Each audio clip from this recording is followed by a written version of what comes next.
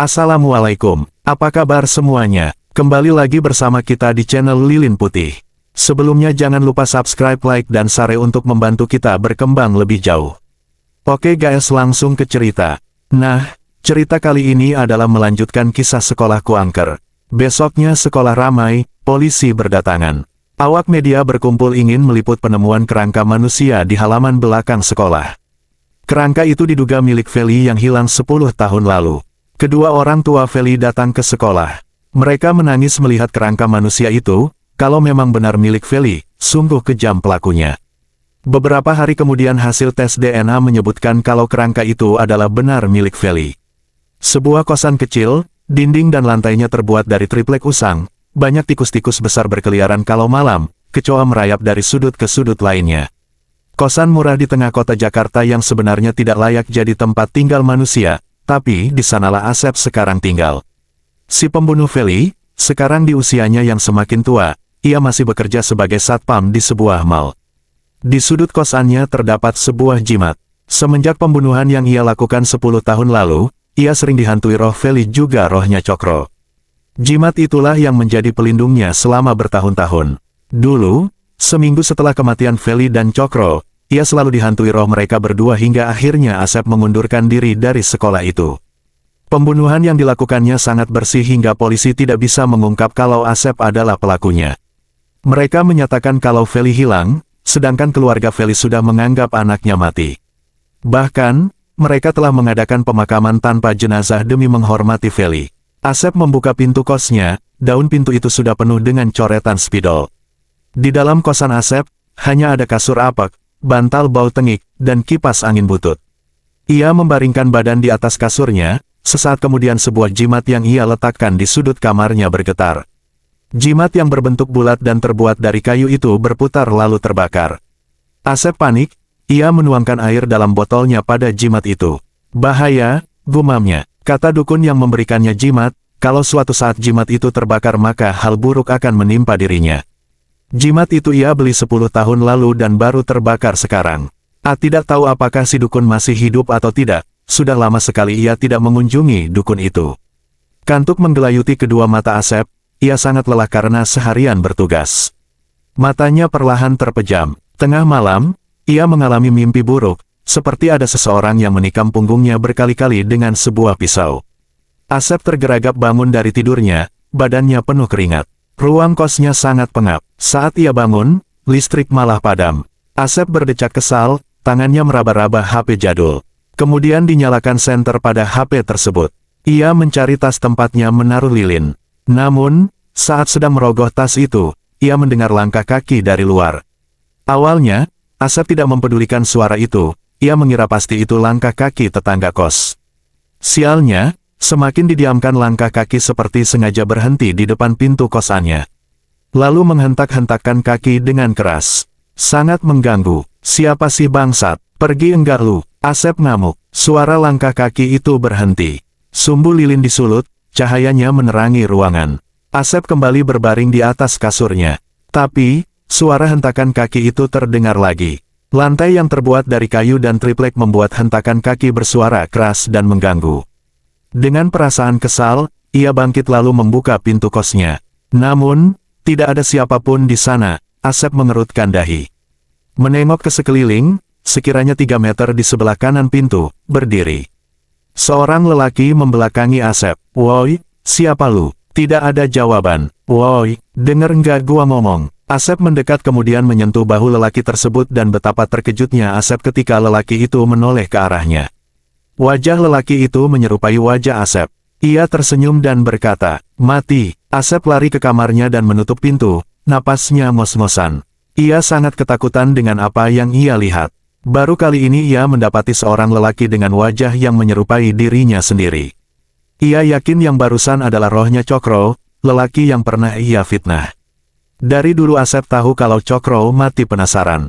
Besok Asep akan mencari jimat lagi untuk melawan makhluk gaib tersebut. Gina kira setelah jenazah Feli ditemukan, sekolahnya akan aman dan damai. Tidak akan ada lagi siswa yang mati bunuh diri, namun dugaannya salah. Selepas jam sekolah, semua siswa dan guru berkerumun di halaman sekolah, mereka mendongak ke atas. Ada seorang siswa lelaki namanya Reza, terlihat sedang berdiri di atas atap gedung lantai 3. Mungkin dia naik ke sana lewat plafon kelasnya. Reza berdiri sambil melakukan gerakan senam. Kadang berjongkok, membungkuk, lalu berdiri merentangkan tangan. Gerakan itu ia lakukan dengan perlahan. "Reza, turun!" teriak Pak Gimin. "Reza turun, Reza!" Teman-temannya ikut meneriaki. "Reza turun, nak!" teriak ibunya Reza sambil terisak.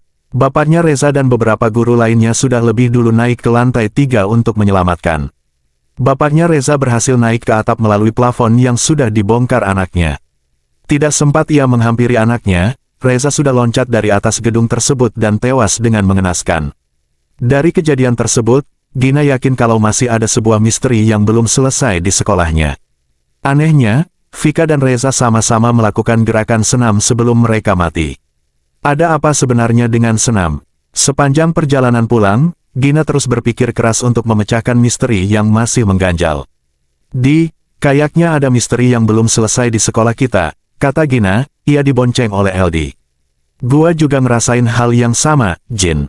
Vika dan Rizal melakukan gerakan senam sebelum mereka meninggal. Apa dulu ada guru senam yang tersakiti di sekolah kita? Mungkin kita bisa tanyakan lagi ke Pak Gimin, Jin. Ya sudah, besok kita menghadap ke Pak Gimin lagi. Sementara itu, jauh dari kota Jakarta, Asep mendatangi sebuah kampung tempat tinggal dukun yang pernah memberinya sebuah jimat. Sayangnya saat Asep tiba di rumah dukun itu, si dukun sudah meninggal setahun yang lalu. Ia hanya bertemu dengan anak dan istrinya. "Kalau boleh tahu, ada perlu apa ya sama bapak saya?" tanya Satip. Asep dipersilakan masuk ke dalam rumah panggung tersebut. Asep menceritakan tentang makhluk gaib yang mulai mengganggunya. Satip mengangguk. Yang ganggu Pak Asep itu rohnya Cokro. Seketika Asep terkejut, dari mana Satip tahu tentang Cokro? Pastilah orang ini sesakti dengan bapaknya, pikir Asep. "Kamu bisa bantu saya," bisik Asep. "Kau memfitnahnya, kan?" SSSTTT. Asep mendekat, ia meminta agar Satip tutup mulut. "Dari mana kau tahu semuanya?" "Jin peliharaanku membisik di telinga," kata Satip dengan nada tenang. "Aku bisa membantumu." Satip berdiri kemudian masuk ke dalam kamarnya. Saat muncul lagi, di tangannya sudah ada sebuah golok. "Kau tancapkan golok ini di atas kuburan Cokro. Aku jamin dia tidak akan lagi mengganggumu. Dan jangan sampai golok ini tercabut dari kuburannya. Kalau tercabut, dia akan mengganggumu lagi atau bahkan membunuhmu." Atas saran Satip itulah, Asep berangkat ke kuburan Cokro yang berlokasi di Jakarta. Golok itu ia tancapkan di atas kuburan. Akhirnya, ia merasa tenang karena memang tidak ada lagi roh Cokro yang menghantuinya. Namun setiap hari ia harus memastikan kalau golok itu tetap tertancap di kuburan Cokro. Agar tidak ada orang yang mencabut golok itu, Asep membungkusnya dengan kain putih lalu ditimbun dengan sebuah batu agar tidak kelihatan orang. Di ruang kepala sekolah, Gina dan Eldi duduk, mereka ingin mendengar informasi dari Pak Gimin. Dulu bapak sendiri yang menjadi guru olahraga sekaligus memimpin senam setiap hari Rabu, jelas Pak Gimin. "Oh begitu ya, Pak," timpal Gina. "Aduh bapak hampir lupa, Cokro. Ya tukang bersih-bersih itu, dia sangat terobsesi dengan senam. Setiap Rabu pagi, dia rutin ikut senam di belakang barisan siswa." "Pak, bapak yakin kalau pembunuh Feli adalah Cokro?" tanya Eldi. "Iya, bapak pernah bilang kalau Cokro belum sempat diperiksa polisi, tapi sudah meninggal dikeroyok siswa," ujar Gina. "Bapak sendiri tidak yakin kalau Cokro pelakunya, tapi kasus itu sama sekali tidak pernah terungkap sampai sekarang," jelas Pak Gimin. "Pak, saya yakin kalau kematian siswa di sekolah kita itu karena roh Cokro yang marah. Dia dituduh dan dibunuh begitu saja, siapa tahu Cokro bukan pelakunya." Gina mengeluarkan kegelisahannya selama ini. "Sudahlah Gina, Eldi, kalian masih terlalu dini untuk memikirkan hal-hal seperti ini." Gina menanyakan lokasi makam Cokro pada Pak Gimin, ia ingin berziarah dan meminta maaf mewakili semua siswa SMA Setia Bakti. Dengan harapan Cokro tidak lagi mengganggu siswa di sekolahnya. Di samping kuburan, Gina dan Eldi berdoa dengan hikmat. Mereka pun meminta maaf atas semua kesalahan masa lalu yang pernah terjadi. Gina yakin kalau Cokro ini adalah orang baik dan hanya menjadi korban fitnah. Entah siapa pelaku sebenarnya, Gina tidak tahu. Tapi, firasatnya sangat kuat kalau Cokro tidak membunuh. "Jin, lihat deh, ada benda apa ini?" Eldi melihat sebuah benda yang mencurigakan tertancap di atas kuburan Cokro. Ia mengangkat sebuah batu yang menimbun benda tersebut. Cabut, di. Wah ini sih golok. Ngapain orang nancepin golok di sini ya? Buang saja di. Mungkin orang iseng, kata Gina. LD membuang golok itu, setelah selesai berdoa. Mereka menaburkan bunga dan bergegas pulang. Malamnya, Asep kembali bermimpi buruk. Ia dikejar-kejar Cokro yang membawa pisau di tangannya, setelah berlari dengan sekuat tenaga. Cokro berhasil mengejarnya dan menikam punggung Asep berkali-kali dengan pisau itu. Asep tergeragap bangun, napasnya terengah-engah, keringat bercucuran, dengan tangan bergetar ia mengambil botol air minum. Tiba-tiba ekor matanya melihat secarik kertas di samping tempat tidur, kertas itu bertuliskan, "Kau harus diadili." Tidak lama setelah itu, seseorang mengetuk pintu kamar kosnya. Siapa sih? Dengan kesal, Asep membuka pintu. Seperti ada sesuatu yang menabrak wajahnya, Asep langsung hilang kendali. Ia berjalan perlahan keluar kamar kos, masuk ke jalan raya, hingga akhirnya tiba di sebuah rel kereta api.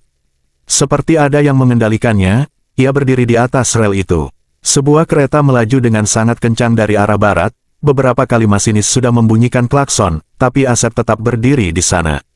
Dan kereta itu menabrak tubuh Asep hingga terpotong-potong, ia mati dengan mengenaskan. Banyak media yang meliput kematiannya, mereka menduga kalau Asep mati bunuh diri. Setelah Gina dan LD berziarah ke makam Cokro, tidak ada lagi siswa yang mati bunuh diri di SMA Setia Bakti. Barangkali permintaan maaf Gina diterima oleh Cokro. Sekolah itu sekarang aman, damai, dan tentram. Dan akhirnya ada juga yang mau melamar menjadi satpam di sana, pos yang dulu jadi tempat pembunuhan Feli, direnovasi dan diperluas. Sementara itu, Gina dan LD lulus dengan hasil memuaskan. Tahun ajaran pun ditutup dengan sukacita, semua siswa SMA Setia Bakti merencanakan liburan. Mereka masing-masing selesai. Oke guys, sekian cerita dari kami.